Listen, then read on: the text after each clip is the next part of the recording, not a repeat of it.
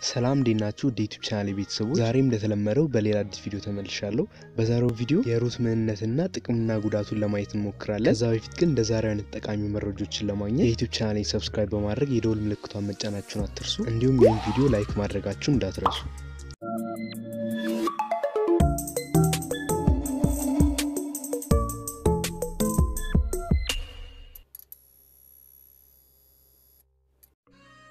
በመግቢያ እንደነገርኳችሁ ዛሬ የምናየው በአጠቃላይ ስለ ሩት ነው በመጀመሪያም የሩት ምንነትን እናያለን ሩት ማለት በአጭር ቋንቋ ስልካችሁን ስትገዙ ካላችሁ መብት ወይም ከተሰጣችሁ መብት አስበልጣችሁ የስልካችሁን ፉል አክሰስ ማግኘት እንደማለት ነው ይሄም ማለት አንድ ስልክ ሲገዙ ያጠቃቀም ገደብ ይኖራል ካምፓኒ ያስቀምጥላችሁ ከዛ ገደብ አሳልፋችሁ እንድትጠቀሙ አይፈልግም ነገር ግን ስልካችሁን ሩት ስታደርጉ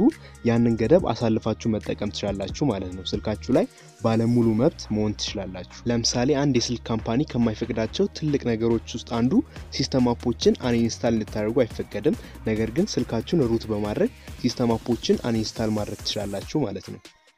ስለ ሩት ምንነት ያክል ካወራን አሁን ደግሞ የሩትን ጥቅምና ጉዳት እናያለን የሩትን ጥቅም በዚህ ባጭር ቪዲዮ ዘርዝሮ መጨረስ ባይቻልም ዋናውና የሚባሉትን ጥቅሞችን በዚህ ቪዲዮ እናያለን የመጀመሪያው ከሩት ጥቅሞች ውስጥ አንዱ ሲስተም አፖችን አንኢንስታል እንድናደርግ ማስቻሉ ነው በዚህም ማጠቀምባቸውን አፖችን በማጥፋት ስፔሳችሁን ፍሪ ማድረግ ትችላላችሁ ማለት ነው ይሄንን ስላችሁ ግን ሲስተም አፖችን አንኢንስታል ማድረግ ከምታስቡት በላይ ስልካችሁን ሊያበላሸው ወይም ጠፍቶ እንዲቀር ሊያደርግባችሁ ይችላል ስለዚህ ሲስተም አፖችን አንኢንስታል ከማድረግ ይልቅ አለማድረጉ የተሻለ ነው ማለት ነው ማድረግም ካለባችሁ አስፈላጊውን ጥንቃቄ በማድረግ ሲስተም አፖችን አንኢንስታል ማድረግ ትችላላችሁ ማለት ነው ይህ የሩት አንደኛው ጥቅም ሲሆን በቀጣይ ደግሞ ለባትሪያችን ነው የሚጠቅመን አሁን ከምንጠቀመው ሰዓት አስበልጠን እንድንጠቀም የተለያዩ ባክግራውንድ ፕሮሰሶችን በማስቆም ባትሪያችንን የበለጠ እንድንጠቀመው ማድረግ እንችላለን ማለት ነው ሌላኛውና ዋነኛው የሩት ጥቅም የተለያዩ ነገሮችን ሃክ እንድናደርግ ማስቻሉ ነው ለምሳሌ በአካባቢያችሁ ያለ አንድ የተቆለፈ ዋይፋይ ካለ ስልካችሁ የሩት አክሰስ ካለው በቀላሉ ፓስወርዱን ማግኘት ትችላላችሁ ማለት ነው ለዚህም የሚጠቅሙ ብዙ አፕሊኬሽኖች አሉ እነዚህም አፕሊኬሽኖች አብዛኞቹ ሩት ስልካችሁን ካላደረጋችሁ የማይሰሩ ናቸው ስለዚህ እነሱን ለመጠቀም ስልካችሁን ሩት ማድረግ አለባችሁ ማለት ነው ይሄ ብቻ አይደለም የምትጠቀሙትን ዋይፋይ ወይም እየተጠቀማችሁ ያላችሁትን ዋይፋይ የዋይፋዩ ባለቤት ብሎክ ካደረጋችሁ ማክ አድሬሳችሁን ቀይራችሁ በድጋሚ በዛው ስልክ መጠቀም ትችላላችሁ ማለት ነው ይሄንንም ለማድረግ ስልካችሁን ሩት ማድረግ ይኖርባችኋል ማለት ነው ሌላው ደግሞ የተለያዩ አፕሊኬሽኖችን በመጠቀም የሰውን ዋይፋይ ማጥፋት ትችላላችሁ ማለት ነው የናንተም ከጠፋባችሁ ማክ አድሬሳችሁን በመቀየር መጠቀም ትችላላችሁ ማለት ነው የተለያዩ ከዋይፋይ ጋር የተያያዙ ብዙ ነገሮች አሉ ስልካችሁን ሩት በማድረግ እነዚህን ጥቅሞች ማግኘት ትችላላችሁ ማለት ነው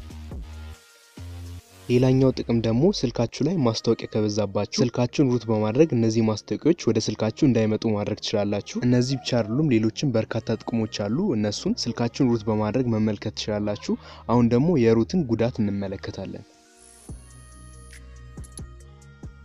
ስልካችሁን ሩት ስታደርጉ የተለያዩ ጥቅሞችን የምታገኙ ቢሆንም እንደዛውም ግን የተለያዩ ጉዳቶችም ሊያጋጥማችሁ ይችላሉ ከነዛም ጉዳቶች የተወሰኑትን በዚህ ቪዲዮ ለማየት እንሞክራለን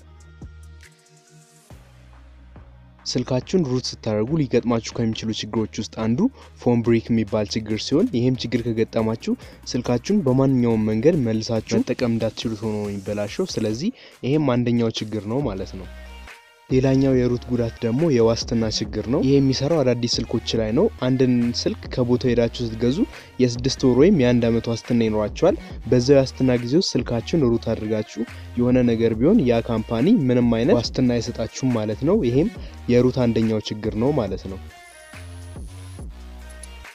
ሌላኛው ደግሞ ስልካችሁን ሩት ያደርጋችሁት ይያለ ሊከሰት የሚችለው ችግር ድንገት ማለት ላይ ስልካችሁ ነጭ ሆኖ ሊቀር ይችላል ወይም ስልካችሁ ሳምሰንግ ከሆነ ሳምሰንግ የሚለውን ጽሁፍ ያመጣና በዛው ይቀራል የተለያዩ ስልኮችም ከሆኑ እንደዛ ጽሁፍ አምጥቶ ሊቀሩ ይችላሉ ማለት ነው ይሄንንም ሰሪ ቤት ወስዳችሁ ብታሳዩት ከ100 ብር እስከ 200 ብርና ከዛ በላይ ሊያስወጣችሁ ይችላል ማለት ነው ይሄም አንደኛው የሩት ችግር ነው ማለት ነው